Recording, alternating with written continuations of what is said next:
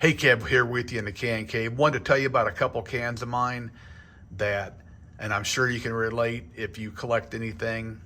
And having said that, all the years I've worked at places, you always run across a few people that don't collect anything. And I always thought that was kind of odd because I've always been a collector, but hey, not everybody collects stuff, you know? So having said that, 45 to 50 years ago, ride my bike around town, me and a friend, go into the garbages of bars, taverns, what have you. And I can't believe they never chased us out, but we're collecting beer cans, we're digging through their garbage, and we're finding new cans to add. And another popular source for us to find our cans was just riding our bikes and, you know, out in the country especially, and where people like to drive and party or whatever, and find them in the ditches, because when you're a new collector, everything's new. So even the most common can back then doesn't necessarily mean you had it in your collection.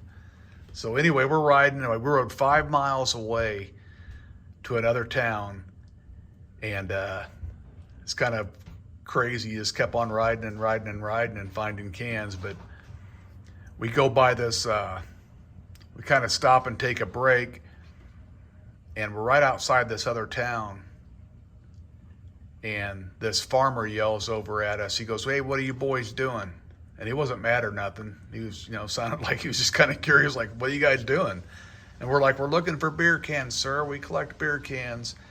And that's kind of what we're doing, you know. And he goes, "Well, you guys come on over here. I got something you might like."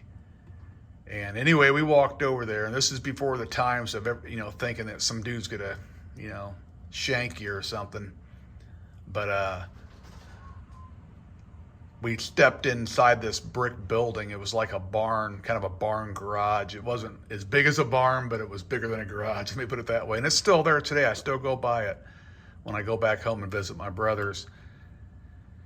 But inside the door of this place, unfinished walls, sitting up in the walls, were, I'll never forget it, there was 4 Stag cans.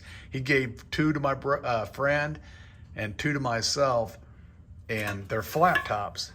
And I'm talking like I'm collecting pull tabs. This flat top was a freak show, and it absolutely just, it's kind of like if you're a metal detector and you find your first silver, you're going to be hooked. It's like fishing and getting a big old fish, you know, on your first or second cast. You're hooked for the day, you know, you're going to be fishing. Well, this was 45 or 50 years ago, like I said, and absolutely made my day. I would high-five the guy to this day if I knew who he was. And sir, you definitely got me started in the right direction. And so these are 2 of my favorite cans. And I just thought I'd share that with you, because I think everybody's got a story of how they got their cans. And the most memorable stories I have are the ones that are just kind of like oddball like that. And I mean, I've had people give me cans over the years, guys I worked with, whatever. But to actually find these cans out in the wild, if you will, was just something I thought was really cool. And it definitely hooked me into the hobby. But 2 old flat top Stags. And anyway, that's my story. I'm sticking to it. Have a good one. Thank you, folks. Bye-bye.